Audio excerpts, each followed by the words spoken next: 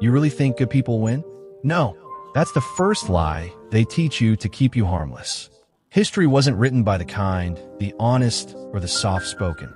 It was written by people who understood the real rules of the game. And today, I'm about to show you those rules. The ones you will never find in textbooks. The ones teachers avoid. The ones that make people uncomfortable. 500 years ago, one man wrote a book so dangerous it was banned. The church called it the work of the devil. Kings burned it in public. Yet behind closed doors, those same kings studied it line by line to stay in power. That man was Niccolò Machiavelli. And today, you're going to learn the most ruthless lessons taken from his thinking, ideas that don't make you nice, but make you dangerously intelligent. Let me be clear, this video is not for the soft-hearted. It's not for people who believe honesty alone guarantees success. It's not for those who think hard work automatically gets rewarded. The world does not work that way. But if you're ready, the next few minutes will permanently change how you see people, power, and yourself. You'll finally understand why people betray, how power really moves behind the scenes, and how to protect yourself without becoming a victim. Let's begin. Lesson 1. Looking good matters more than being good.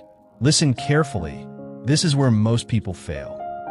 Machiavelli understood something brutal. People don't judge your intentions. They judge your appearance. They don't see what's in your heart. They see your face, your posture, your presence. Who you are inside means almost nothing if the outside doesn't sell it. Look around you. That guy who's always smiling, always polite, always agreeing with everyone. People call him a good person. But what's actually inside him? Nobody knows. And honestly, nobody cares. Because he understood the game. Perception is reality.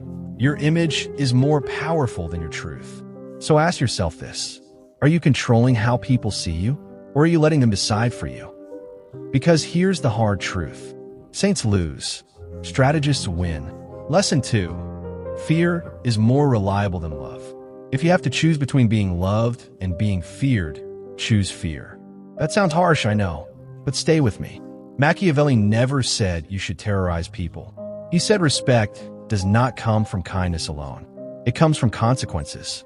Think about two bosses. The first one is friendly, always smiling, everyone's buddy, never raises his voice. Feels good, right? Now look closer. Deadlines get ignored. Rules get bent. People joke in his presence. Why? Because there's no cost for disrespect. Now look at the second boss. Quiet, controlled. He doesn't talk much, but when he does, everyone listens. They don't love him, but they respect him because they know mistakes have consequences. You don't need to be a villain. You just need to understand this. If people see you as harmless, your kindness becomes worthless. A little distance, a little unpredictability, a little edge.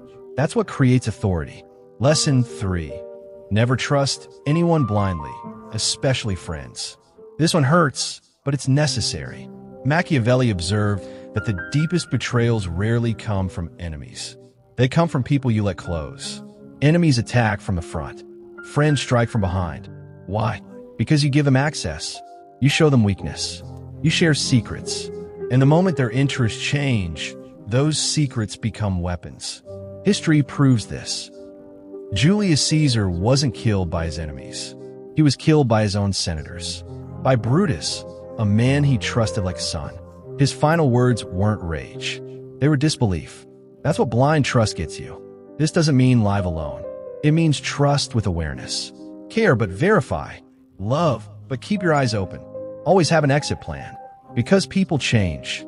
Circumstances change. And survival is a solo skill. Lesson 4. Too much goodness is weakness. You were taught to be nice, helpful, self-sacrificing. Sounds noble, but here's reality. The person who lives for everyone else usually dies for nothing. Machiavelli said goodness is a tool, not a weapon. If you're good all the time, people take you for granted. Your no loses weight. Your yes means nothing. Think of that one person who's always available, always helping, never refusing. What happens to them? They get used, needed when convenient, forgotten when not. Now, look at the person who chooses when to help, who says no without guilt. Their value skyrockets. Why? Because scarcity creates power. Be kind, but selectively. Be generous, but strategically. Not everyone deserves access to you. That's where this lesson ends. And that's where things start getting darker. Lesson 3 hits harder than most people are willing to accept. Never trust completely, especially not the people closest to you. This is the truth nobody likes to hear because it clashes with everything we were taught growing up. We're told that friends are safe, that loyalty is sacred, that the people who smile with you will stand with you when things get dark. Machiavelli watched men lose kingdoms because they believed that lie. Your enemy attacks from the front. You see him coming. You prepare, but a friend? A friend is already inside the walls. That's the danger. History doesn't remember betrayal from strangers. It remembers betrayal from insiders. Think about Julius Caesar, the most powerful man in Rome. Armies feared him. Nations bowed to him. Yet the blade that ended his life didn't come from an enemy across the battlefield. It came from men he trusted, men he broke bread with, men he protected, and the deepest cut of all came from Brutus, the man he loved like a son. That's what blind trust gets you. This doesn't mean you live paranoid. It means you live aware. Trust, but verify. Care, but never surrender your leverage. Love, but keep your eyes open. The moment you reveal all your weaknesses, all your plans, all your fears, you hand someone the instruction manual to destroy you. And people change. Their interests shift. Pressure exposes character. What feels like loyalty today can become ambition tomorrow. Always have an exit. Always have a contingency. Always know how to stand alone if the room turns against you. Because in the real world, survival favors the prepared, not the hopeful. Now comes lesson 4. And this one dismantles one of the most dangerous myths ever sold to you. Excessive kindness is weakness. You've been conditioned to believe that being good is enough. That generosity will be repaid. That self-sacrifice earns respect. That's a fairy tale. Machiavelli never said kindness was useless. He said it must be controlled. Kindness is a tool, not a default setting. Look around you. You've seen this pattern 1,000 times. That one person who's always available, always helping, always saying yes, always putting others first. What happens to them? They get used. Their time is borrowed without return. Their energy is drained. Their presence becomes expected, not valued. And the moment they say no, suddenly they're labeled selfish, ungrateful, difficult. Why? Because their kindness had no boundaries. Now compare that to the person who chooses when to help, who says yes selectively, who understands their own worth. Their approval carries weight. Their time feels valuable. Their presence is respected, not consumed. Scarcity creates value. Unlimited access destroys it. Being good without strategy invites exploitation. Being kind without limits makes you predictable. Show warmth, but never desperation. Offer help, but never obligation. Give, but never bleed. Not everyone deserves access to your energy. Not everyone earns your loyalty. And not everyone has a right to your goodness. Lesson 5 is where morality gets uncomfortable. Winning matters more than how you win. History is brutally honest about this. It remembers winners. It forgets losers. No one asks how clean your hands were if you stood on top at the end. But if you lose, every principle you held becomes irrelevant. Napoleon spilled blood across Europe. Cities burned. Millions suffered. Yet today he's studied as a genius. His strategies are taught. His name commands respect. Now think about the countless men who tried to play fair, stayed ethical, followed every rule, and failed. Where are their names? Gone. Machiavelli wasn't telling you to become immoral. He was telling you to stop being naive. The world doesn't reward intentions. It rewards outcomes. If you lose, your values won't save you. If you win, your methods will be justified after the fact. This is reality, not fantasy. You can't afford to live in ideals alone. You must live in results. Survive first. Win first. Judgment comes later, and only for those still standing. Lesson 6 is one of the most dangerous strategies ever written. Appear weak. Strike strong. When you look powerful, people prepare.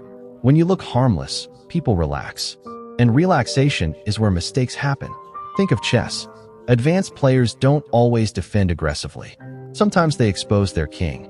They invite confidence. They lure their opponent forward. And then, checkmate. In real life, this principle works the same way. The quiet one in the office. The person who doesn't brag, doesn't rush for credit, doesn't dominate the room. People underestimate them. They stop watching closely. Meanwhile, that person is observing, learning, mapping weaknesses, building alliances, gathering information. And when the timing is perfect, one move changes everything. Never reveal your full strength. Never show all your cards. Let people believe they are ahead. The most devastating attacks are the ones nobody expects. This step sets the psychological foundation. You're learning how power actually moves. Not how people wish it worked, but how it does. Lesson 7 is where most people get uncomfortable, because it forces you to confront reality instead of fantasy. Keep your enemies close. You've heard the line before. Keep your friends close, keep your enemies closer. Most people repeat it like a cool quote, but they don't understand the mechanics behind it. Machiavelli did, and he understood it better than anyone. When an enemy is far away, you imagine them. You guess their moves. You fear what you cannot see. Distance creates paranoia. But when an enemy is close, their power shrinks. You see their habits. You hear their tone change. You notice when they hesitate. You learn what they want, what they fear, and what they're pretending not to care about. An enemy near you is exposed. An enemy far from you is dangerous. Look at history. Look at politics. Look at corporate power. The smartest leaders didn't exile their enemies immediately. They brought them inside, gave them titles, seats at the table, smiles. Because proximity is control. Think about The Godfather. Michael Corleone doesn't explode in rage. He doesn't scream. He doesn't warn. He invites. He listens. He studies. He lets betrayal feel safe. And when the moment comes, it's silent, clean, final. That's the rule. If someone is against you, don't rush to cut them off emotionally. That's weakness disguised as self-respect. Instead, observe them. Talk to them. Let them think they're winning. Let them reveal themselves. People always expose their intentions when they feel comfortable. You don't need revenge. You need leverage. Sometimes you neutralize an enemy by turning them into an ally. Sometimes by making them irrelevant. Sometimes by letting them destroy themselves while you step aside. But you can't do any of that if you don't understand them. And you can't understand someone you refuse to face. Power comes from awareness, not emotion. Now we arrive at the final lesson. The one that ties everything together. Lesson 8. Live for yourself. Everything else is noise. This is the lesson that most people never learn, even at the end of their lives. People live chained to expectations. Parents' expectations. Society's expectations. Cultural expectations. Fear of judgment. Fear of being misunderstood. Fear of being alone. They build entire lives trying to earn approval from people who won't be there when it matters. Machiavelli watched this pattern repeat endlessly. Men sacrificing their futures to please others. Leaders weakening themselves to appear virtuous. Thinkers silencing themselves to avoid conflict. And every time, the result was the same: regret. Here's the truth no one wants to say out loud. When you die alone. No audience. No applause. No explanations. And in that final moment, there is only one question that matters. Did I live my life on my terms? Not, did people like me? Not, was I polite?